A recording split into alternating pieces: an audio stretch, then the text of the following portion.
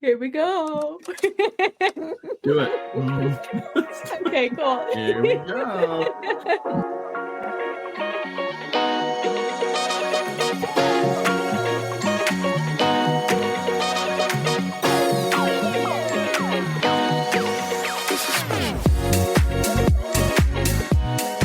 Hello, everyone. Welcome back to another episode of Coffin Talkin', where we unravel the mysteries, embrace the peculiar, and find humor in the unconventional world of funerals and death. I'm here in the same room as Frank, our mortician. Thanks, Holly. I love the fact that I'm everyone's mortician. Yes. That's fantastic. Great to know that is happening. Uh-huh. So, hi, Coffiners. Hope you're doing well. Holly, how are you doing? I'm doing very well. This week, we had some exciting updates. We bought a car, and it was the first big purchase of our married lives, so that was really exciting. And scary. And scary, yes. But we love the car. We got a Chevy Equinox. So I don't want to hear any hate from people who don't like Chevy Equinoxes. This is directed towards one of my brothers, not the one you guys know, but who texted me, "No," in all caps. No! But we love it. And it's new and it's low miles. It seems like the perfect car for us. So we're really excited. Good. Yeah. I'm glad. And it runs well. It runs very well. We've been around in it for a couple of hours. Yeah. Driving around in it. So yeah, it's very nice. Yeah, we've loved it so far. It's fantastic. And here I'm in town for a family reunion. So it'll be good to see some of the family. Hopefully everyone will be there. I don't know that everyone will be. Not everyone makes family reunions, right? Yeah. So hopefully we'll have a good time that we can at least associate with one another, catch up on old times, and just kind of see what everybody's doing. But when was the last time you did a family reunion? The last one I went to, there's one every year. What? Yeah, there's one every year, but the last one I went to was probably 4 years ago. I didn't know they did one every year. They try and do one every year. And it's usually right here. Right here. In Utah. Wow. Uh-huh. Oh my gosh. I had no idea. Yeah. Well, there you have it. So it'll be fun. And it seems as though the Kirbys have taken it over, which is a good thing. I have a sister that kind of tries to spearhead it, but she's getting up in years as well. And so it's very interesting to see who takes the bull by the horns and just decides to do what they're going to do for the next year. And whoever can come, comes. Yeah. It's not like it's, we're he's not going to come again. We're not going to miss him. Okay, great. Okay. Oh, Frank's coming? Yeah. Oh. See, that may be a detractor to a lot of people. It's just going to be you and your twin. Yeah, that's right. All right. Maybe our wives. Yeah. Well, that'll be really fun. Some of our children. I'm excited to go and see everyone. Yeah. So it will be good. The last one I went to, is that the last one you went to? Which one was that? I don't know. It was a couple of years ago. I remember we had chips. That's all I remember. Wow. Okay. And we aren't talking California Highway Patrol. Yeah. No, but yeah, this is my family. I know that in our family with our children and stuff, we try and have some sort of a reunion that all of our kids can go to. But this one is actually my siblings and their families and whoever can come from our families. It's just a matter of catching up. And how many siblings do you have? I have 8. Okay. And one has passed away. Mm-hmm. But so of the 7, I think only 6 will be there, is what I'm guessing. That's still a really good turnout for 8. Yeah, it is. It may be 5. I don't know if the oldest will be there or not. But hopefully he will be. Yeah. We'll see. Great. Yeah. Well, anything else happening this week? Nothing major. Nothing major. Anything minor that you would care to share? No. I don't have anything minor. I don't think so. No, I'm doing good. Everything's doing well. Just got over sickness. Yes. Which was terrible. You're sounding great yes, now. And then Lisa got it. And so, or FL. Got it. Yeah, got it. And so she is still into sore throat and sniveling mode, but she's here with us, so that's good. Yeah, so she could be just L instead of FL if she would make an appearance and say, just walk through the room and say hello. Yeah. I don't think it's going to happen, Coffeners. So sorry. We've tried. We're going to keep trying, though. One of these days, we'll trick her into it. That's right. But also, last note of business, because this is business, you won a spirited round of mini golf yesterday. Last night. I did, by one stroke. By one stroke. And since I haven't done it for years, it was quite exhilarating. Mm-hmm. I tried to keep my my emotions down in check. Didn't want to gloat too much. Didn't want to gloat, but also mini golf king. That's something to be proud of. I don't know about mini golf king, but it was fun to finally play. Mm-hmm. Haven't played it for years. Well, also in Arizona, it's so hard to play because it's hot. It has to be indoors. Or a winter. It becomes a winter activity. Right. Yeah. So. And if it's indoors, the indoor courses are never as good as the outdoor courses. We talked about it. We have to, the indoor, they feel like they have to paint everything neon colors. And so it gets a little weird. Yeah. Yeah. Especially if you wear white. Okay. You're wearing white. And so everybody sees you. And so that's fantastic anyway. Yeah. Your shoes shine. And Yeah. Just from personal experience, Coffeners, if you're ever doing anything neon indoors, do not wear a white shirt. It's a mistake. And no one tells you it's going to be a mistake. So there you have it. Until you look back at pictures or what? It's all good. Yeah, but I think that about covers it. So we will go ahead and let's be frank. Okay, Coffeners. Today I want to tell you the story of something that has always impacted me, and I've always thought back and reflected back upon. Because once that happened, I couldn't really explain what was going on or what exactly how it took place. But hopefully, my explanation of what took place and how it took place will help you get a visual. And when we go to YouTube and we get that up and running where you actually have visuals, we'll go ahead and place. Maybe I'll put a map up and Holly can put it on the Instagram.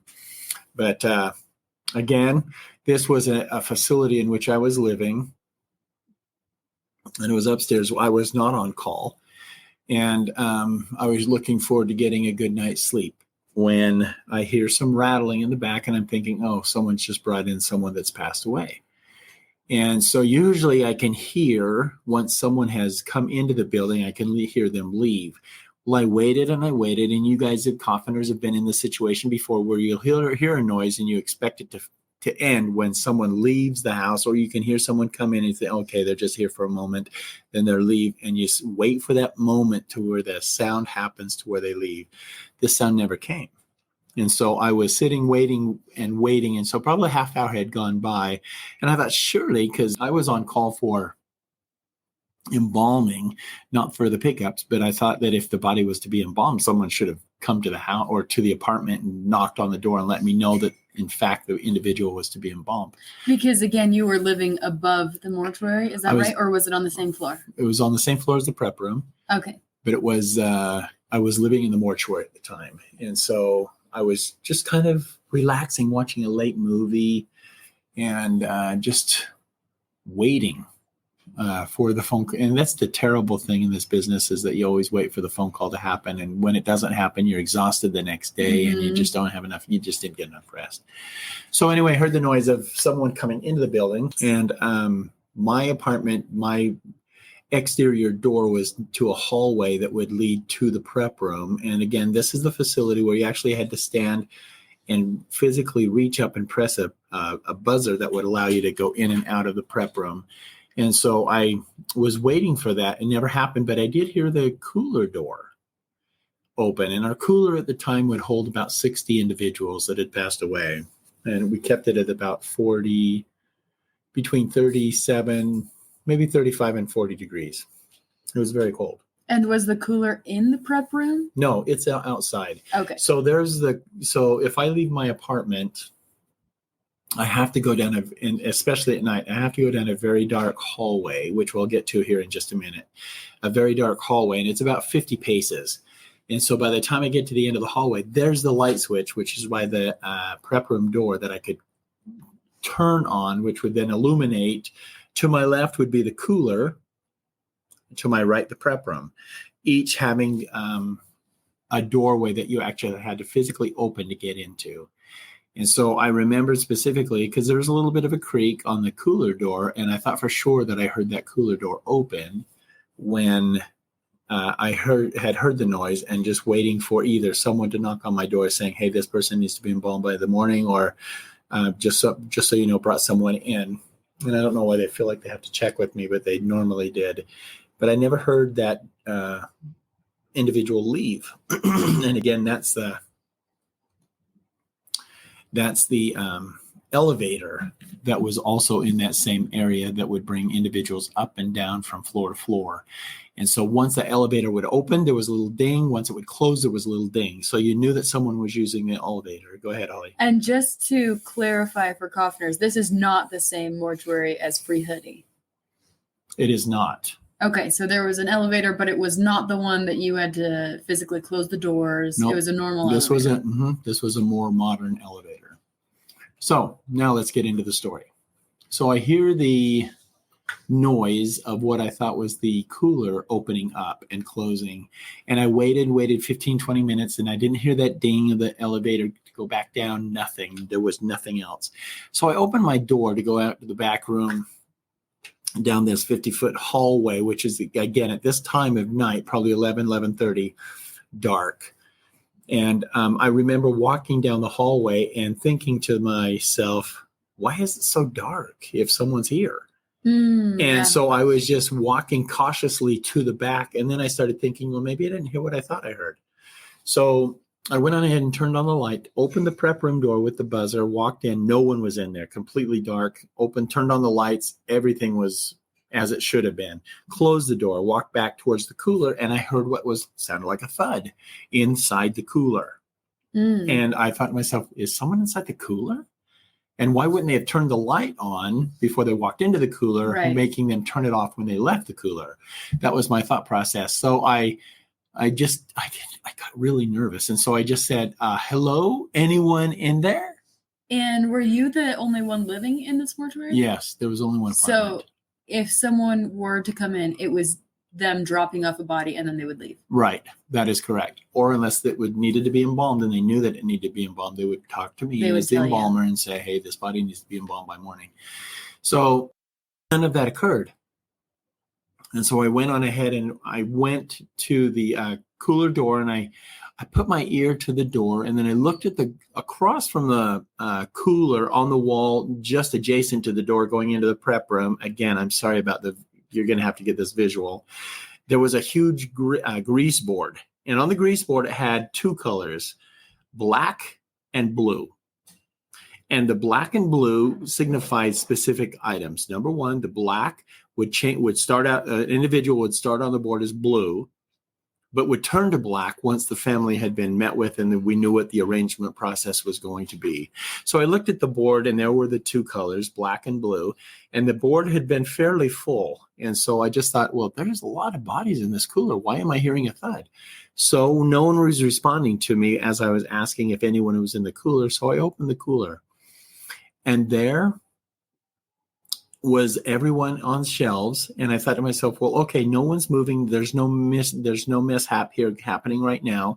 So I'm going to go ahead and do what everyone should do, and that is do a head count. So I counted all the individuals in the cooler, and I think at the time there was 40. And I looked back at the board, and I counted, and there was 39. Oh. So I go, okay, so I've got a body in the cooler, right? This is math. I've got one body in the cooler that has not been accounted for and placed on the board. And is that just like, that would never happen, right? You put a body in the cooler, you're going to put them on the board. That's policy. Right. That's what should be happening. Uh-huh. So I immediately started going through, and everything, according to the grease board, the rack A, B, C, D, E, F, G, and each one has 4 racks on it. So if you looked at rack A, and there's 4 bodies on there. Though there had better be 4 names on that on the grease board with the same names. So I started going through, and I took a piece of paper and I started writing names down. And I went through each rack, and I would walk back outside. And finally, I got to the rack where there was one individual placed there that was not on the grease board. And I started under my breath thinking, what in the world? You guys know the policy. Someone's going to get in trouble for this. Yeah. And so I went out and I went to write the name on the grease board in black. Mm-hmm. And so when I closed the door, I heard another thud. So you've now left the cooler. I've now left the cooler. Close the door. You're hearing a noise inside the cooler. That is correct. That you've just gone through and examined everything. All individuals inside there. Everyone is accounted for except for the one. And there was one in there that should not have been there that was not recorded on the grease board on the outside. So I closed the door. I hear the thud. I opened the door thinking that someone was in there playing a joke. And one of the bodies was now off the shelf on the floor. Oh, my gosh. And I thought to myself, hold it, the body wasn't on the floor when I just came through here, and I just barely left, not 30 seconds ago. Right. So I went to the board, and it was the board, the name of the individual that I had to physically put on the grease board. That was the name. That was the person that was now on the floor. Oh my gosh. So I not immediately, but cautiously went to the individual that was now on the floor, and I checked for a pulse. Yeah, because I mean that's the thing. Right? Are they alive? How did they get on the floor? That's exactly right, and that was my frame of thought. But I couldn't find a pulse. I checked the neck. I checked the wrist. I checked the rising and falling of the chest to see if there was anything going on there. Nothing was happening. This individual had actually, they were dead. Yes, for all intent purposes, they were dead. So I thought to myself, how would I get him off the floor, and how to move him back up onto the shelf? Well, the only thing I could do was move a lift that we had in the back area that we used for dressing individuals to go ahead and put him on that lift because all the gurneys were gone.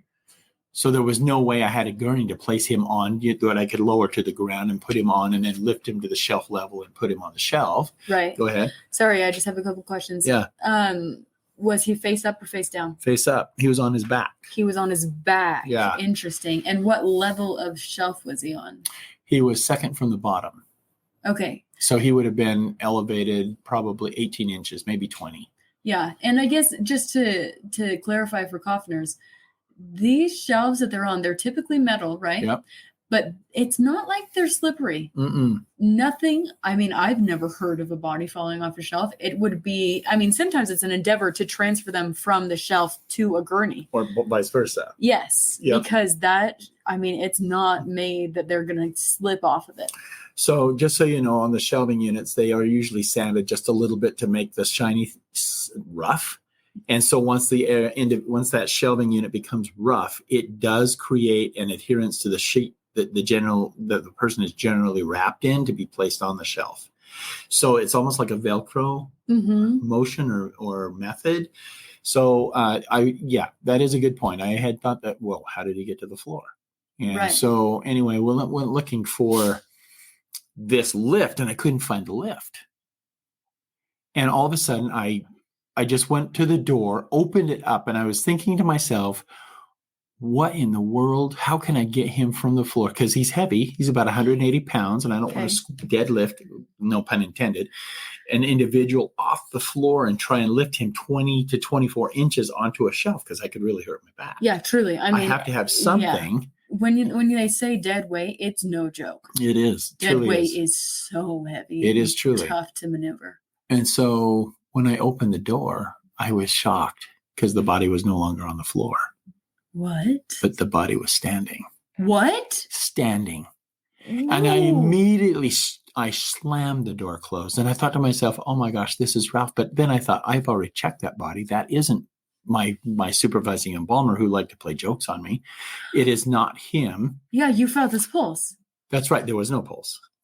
Right. And so I went on ahead, I closed the door and I ran to my apartment and I thought, surely I'm missing something. Someone has, and I waited to see if I could hear that refrigerator door open up, and it never did. I waited for the elevator to ding. It never did. So finally I had to go back out there and find out what was going on. So, Holy cow. So I walked to the cooler, opened the door, no one in that cooler. No one standing, no one on the floor, no one on the shelf. The body was just gone. The body was just gone. And I looked back at the grease board that I had just put the name on the board. It was no longer there.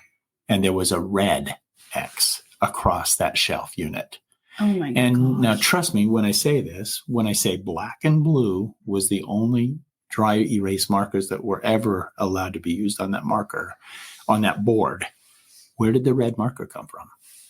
And it was marker? Dry erase marker, red. And it was written right across where that body would have been. So there was that red dry erase marker sitting on that space that I had just written a name on. The name was removed. The X was on the spot. And you couldn't find that red marker anywhere. Couldn't find the red marker. Couldn't find the individual. There was never, oh my god. There was nothing. No indication that someone had even gone through that cooler. So what did I do? I had to go through and do an inventory once again. Are you serious? I had to. Because I was in my own mind, I was thinking something's playing with my mind to where I don't know what's happening, and I need to make sure that I now have an accurate account of everyone that's in the cooler. Oh my gosh, I would have gotten out of there as fast as I could. Are you kidding? When I walked into the cooler, it wasn't the chill from the cold air. There was something else there. It was your spidey sense. Something else was giving me a chill that I shouldn't be in there. Oh my gosh. So I just did a real fast count. I just did, 1, 2, 3, 4, 5, 6, 7, 8. And you know how you do a real fast count? Yeah. And you think, oh, I've already done that. I know what space is missing. That's where you were. Uh-huh. And I walked back to the board, made the count. The numbers coincided. And I just thought, okay, I'm closing the door. We're done. I closed the door. I said, I'm done. And I walked back. I turned the light off. I just walked back in a lit hallway back to my apartment. Well, yeah. And then I just sat there on my bed. And I just waited. The whole night, I'm sure. Yep, for noises. And so I just waited, and I did not hear another thing. But as you think about it, what in the world would have been in that cooler? Why would what could have physically made the change on the grease board to take a name off and put an X? Does that just tell me that, okay, yeah, I was here, but I'm not anymore, so don't count me? And where did the red come from? Oh, we never had red grease dry erase markers in that building. Right. It was black and blue. Uh-huh. And so when I saw the red, that's the first thing I thought, where did the red come from? And then I started focusing on the X, wondering, what in the world is going on here? So in a long story short, I guess that when you live in mortuaries like that and you're used to certain sounds and events going on, and all of a sudden something happens that isn't in the realm of normal for actual motions going on and stuff like that in the building, I just looked at it. I just thought to myself, and I remember walking to the elevator and opening it, and it was on my floor. So that means something happened to where it was brought from the ground floor to my floor. Something gosh. So I opened the cooler, or I hit the button to open the elevator, and it opened immediately. No one was in the elevator. Nothing was in the elevator, but it was on my floor. Had made the elevator go up to your floor. Yeah, and nothing would have been on my floor if someone did not come up, because it doesn't come up unless we're ready to take a body down to a floor for viewing. Right. But it was sitting right there waiting to go. And I couldn't find a gurney that would have brought a body in. Couldn't find the individual. And so, I found the individual. He just chose not to stick around. Oh my gosh. So I have no idea what transpired. Now, in all honesty, if you walk back down the hallway towards my apartment, you could immediately turn right.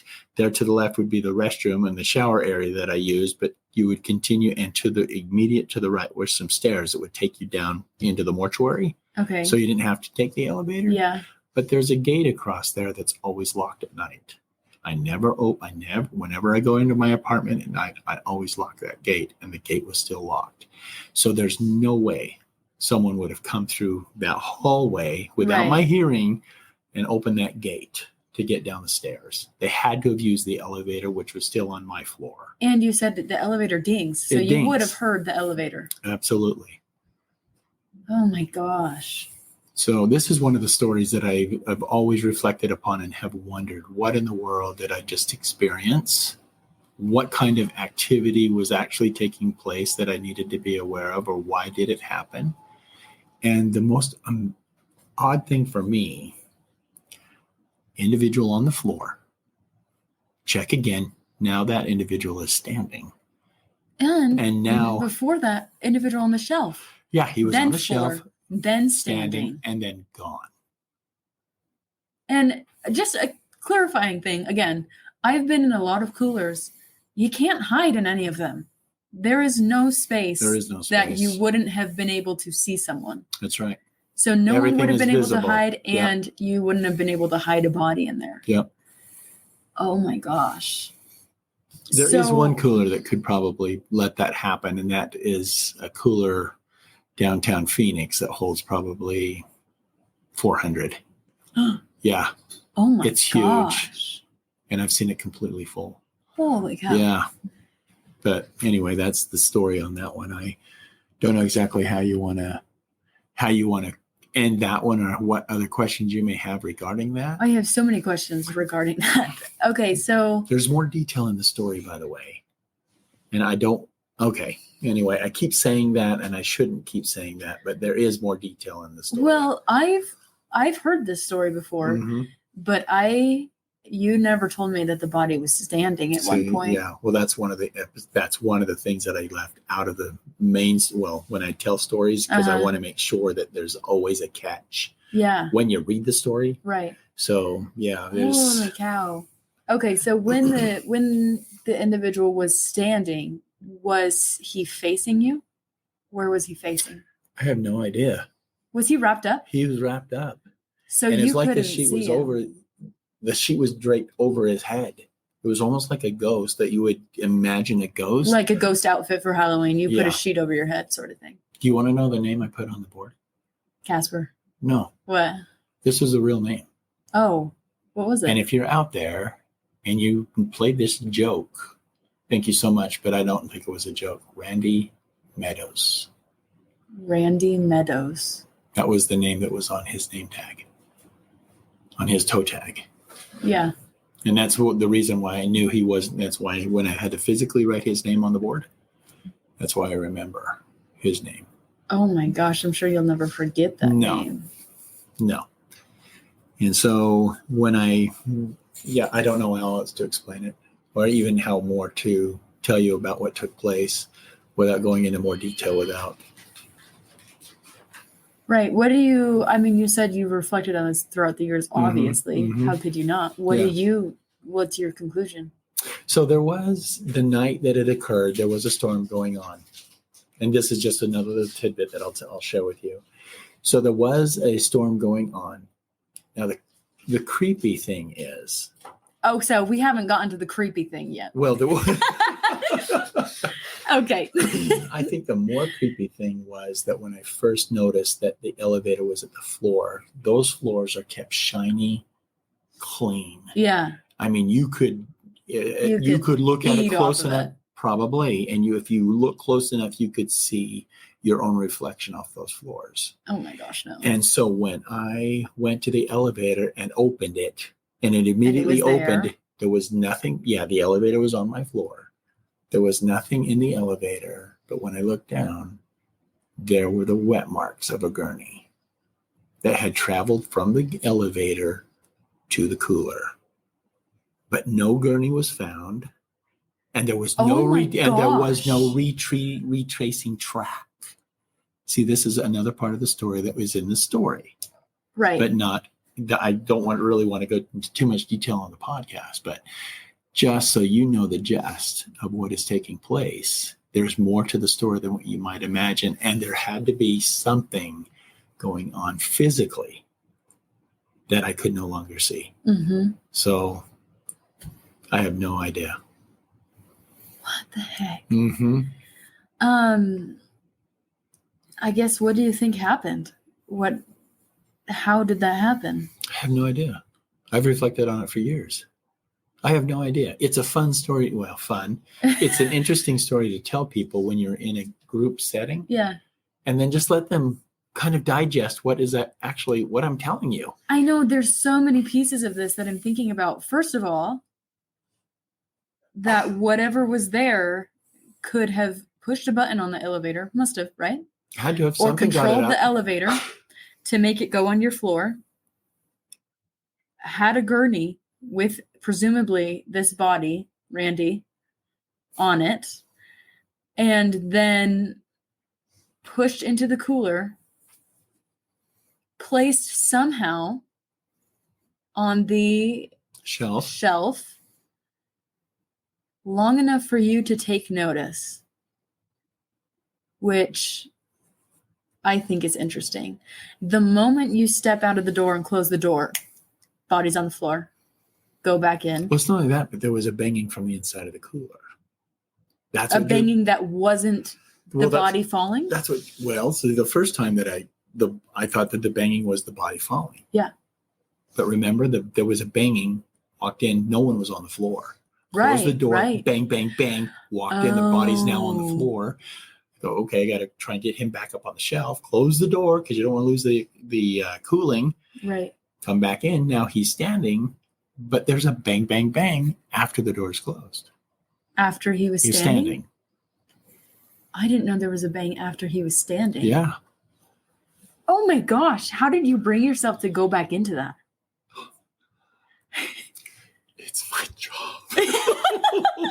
Why did you never quit? Oh my gosh. Well, I think I found it more interesting to work that as the years went by, recognizing what exactly was transpiring in that mortuary. And it was an older mortuary, but it was still well kept, beautiful. I just cannot imagine what kinds of activities were actually taking place. And I don't know why. Why would you do that? What was the purpose of having a knock, knock, knock, open the refrigerator and all of the occurrences taking place within the refrigerator only to find no one? Right. No one. Except that X on the and grease board. Erased. And I'll tell you what, the X scared me. The X scared you more than the disappearing body? Yes. Why? Because that meant someone physically changed the board and I didn't do it. So that either meant the individual that I saw standing or on the floor, whatever the case might have been, did they make the change? Did they just say, quit looking for me? I'm not here. I'm gone. X marks the spot. And it's a red X. And I don't know why that keeps ringing in my mind, but the red X. And so it is a story that, it is. Truthfully, I've told this story maybe 3 times, this being the 3rd. And every time I tell it, people are just in total, not disarray, total disbelief. Shock, disbelief that it actually could have and did happen. So that's what I say. I tell the story and then I just shut up. And I just let people start talking. And that's what I like, because coffiners, if you want to conjecture about what took place, I'd love to hear it. If you want to know, if you want to think, if you want to share something with me and say, did you ever think about this? I'll be honest with you. Yeah. But as of right now, it's one of those experiences that I just look back on and I don't ever try and follow up with anything. I tell the full story and I just stop. Well, Kaden and I had a conversation earlier this week about how much we think spirits can interact with our realm, I guess I'll put it. Because I know we've talked about a lot of things whether it's a chair swiveling and walking with you. In these episodes. Yes, in these episodes, or a hoodie being placed on you or an elevator going up. Mm-hmm. But all that is well and good. As much as you can say it's well and good. The thing that I'm stuck on is what happened to the body? Mm-hmm. Because you felt the body. He was there. Yeah. It wasn't an illusion. Nope. And how was he standing? Because what's even harder than dead weight? Moving dead weight is dead weight standing up dead weight. That's just true. It's not possible. It's true. None of this is possible. So how did it happen? Okay. I don't know. It's outside of this world. And I think it's great that you sit there and say that it's not possible. And but that, I know what was, and because we've talked about this, and I have said, this is one story I don't feel comfortable sharing. I know. don't want to share it. I know it. And this is one, I apologize. I kind of pushed you to share because It's okay. Because it's insane. Mm-hmm. And when I say the person telling the story or the story? Hold on. Wait, just a minute. What are you saying? No, we all love you. We all believe you. And the thing is, when I say it's impossible, I'm not saying it didn't happen. I'm saying that physics should have stopped that. Yeah, exactly right. The laws of this world should have stopped that. Mm-hmm. I agree 100%. And so it just makes you wonder, how much control do spirits have? How much influence do they have? What in the world did this man do during his life? Think about this, though, too. And I'll just say this. Remember the tracks on the ground from the gurney? Yeah. And it was obvious that it was a gurney. There were no footprints. Oh. Because it was raining outside. Yeah. So there would have been footprints. Absolutely. The individual pulling that gurney out of the car had to have stood in the rain. Was the body wet? I don't remember that. Because, wow, Holly, of everything that you've been told, was the body wet? Oh, geez, let me think. Oh, man. All right. So, no, that has never made the story.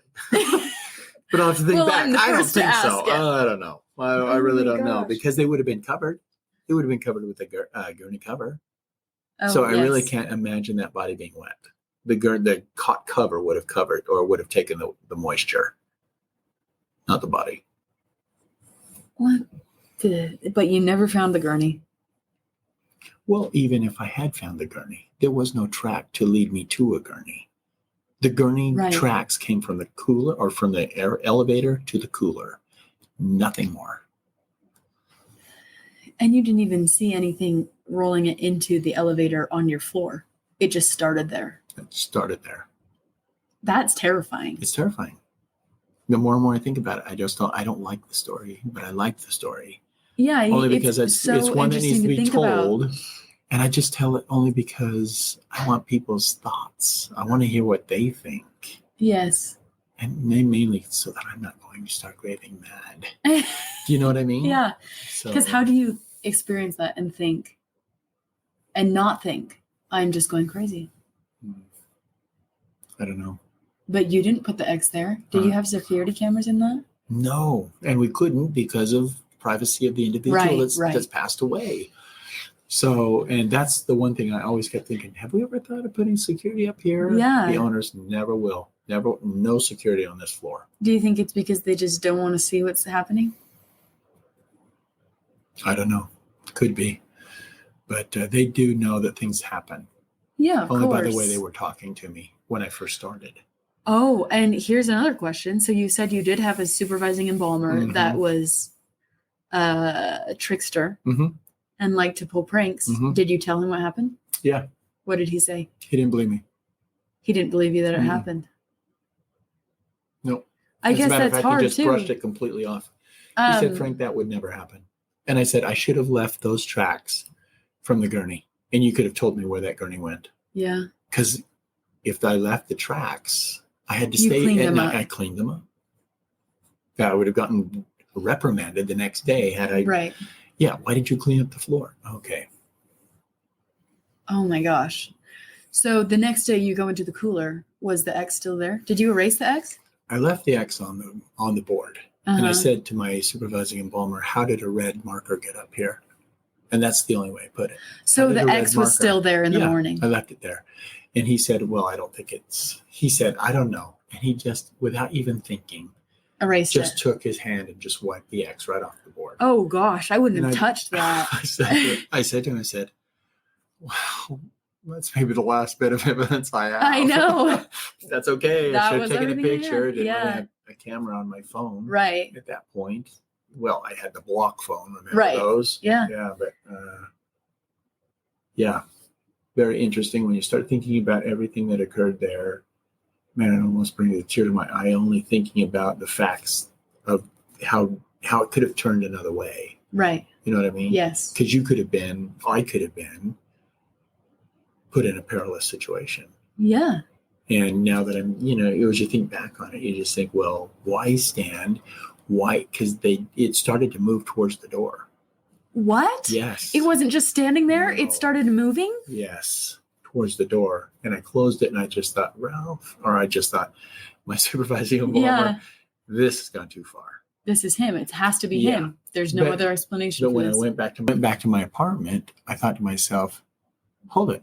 I saw that body on the floor. That wasn't Ralph. Yeah. Because you had to unwrap it.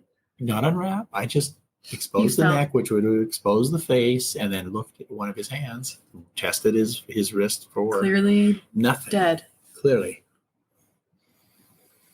What? And even then. It started moving towards the door? Even then, if he was not dead, I would have heard that cooler door reopen. I would have heard that elevator door go down. He could not have gotten through my gate. No. Without my hearing it, because you hear metal gates. You hear metal all gates the time. Yes. And so once that happens, there's just no way. Oh there's my gosh. Way. So think about it, Coffiners. What do you think? I'd like to know. I want to keep talking about this, but I truly don't know what to talk about. Because it's just, I don't know how it could have happened. I don't know. But. And I'll keep telling anyone that says that, well, because when I would tell the story, what do you think happened? I have no idea. Don't know. I don't know. I'm just telling you the story. Right. This is what happened. Yeah. So you tell me what happened. I guess I just don't understand how it would have I don't know. Because was it him? Was it his spirit that's pushing his body in and made it disappear? Or was he being taken somewhere? I think he was being taken. I think he came to the wrong place. So you think the body moved from your facility to a different facility? Yeah, I do. Why do you think that? Because he wasn't there. Why would you come into my facility or the facility I worked at to only make that manifestation only to disappear? It makes no sense to me, excepting for the fact, now, I have had stories, and we'll talk about this in one of the episodes, where someone appears after the body's been found. After the body has been found. What do you mean by that? So if someone dies hiking, and no one knows where he's at, suddenly in my facility, I may see a personage of the individual that was just found by another hiker. Like the water woman. Kind of. Yeah, kind of. So I don't know. I don't know how else to explain it. I know you're bringing up some great questions and you're giving me some great resolution, but I don't know. I can guess all I want. But the only thing I can think of is that he was in the wrong place at the wrong time. And so he was trying to escape. He was trying to leave.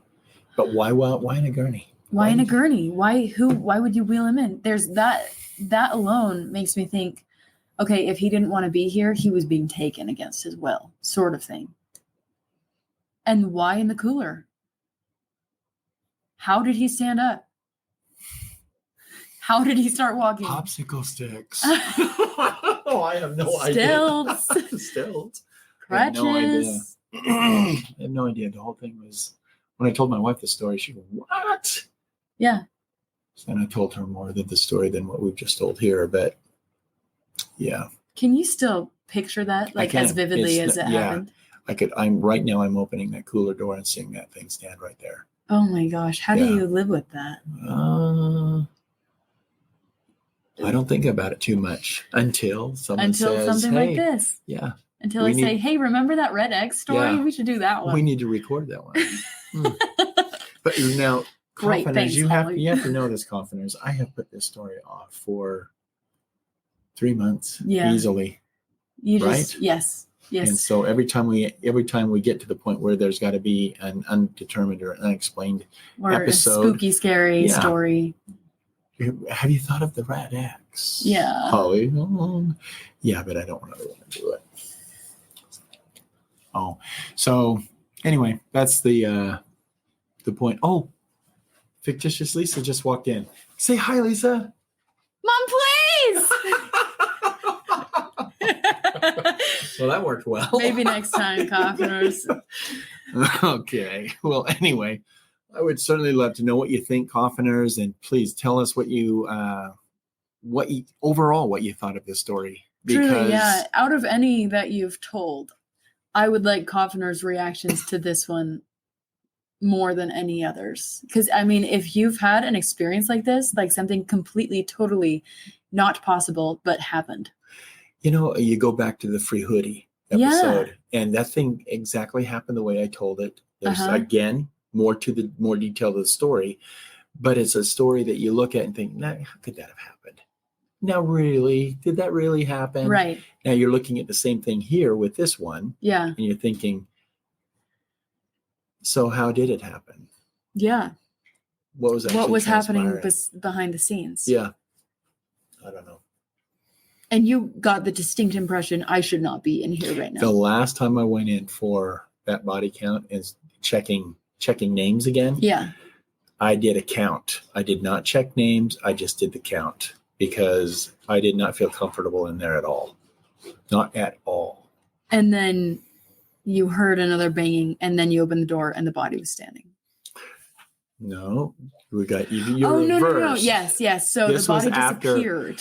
Once the body disappeared, I had to go in and just verify all the other bodies there, make sure that the counts remained the same to the grease board. But that one body was no longer there, and it was taken off my grease board, and the red X was there. And it wasn't a small X; it covered the entire space. So it was not to be missed. Right. So yeah, when it went up there, I go, no. Where did that come from? Because I didn't see it the last time I went in there and the body was no longer there. Right. And I looked at the board and go, what the? Because now the name has physically been removed. Right. And there's a red X there. Oh my gosh. So leave that as it may. Coffiners, you think about what you want. And please, I would truly love to know what it is you think about this episode. Yes, please. Let us know what you think. Let's be frank at coffintalking.com. Or Instagram at Coffin Talkin', YouTube at Coffin Talkin' Podcast. Let us know, and we will. I don't even know how to end this. Well, what we'll do is we'll let the parting music from the podcast lift your spirits once again. Yeah, get ready. Thanks, Coffin. Oh my gosh! Hope you can sleep tonight. Thanks again.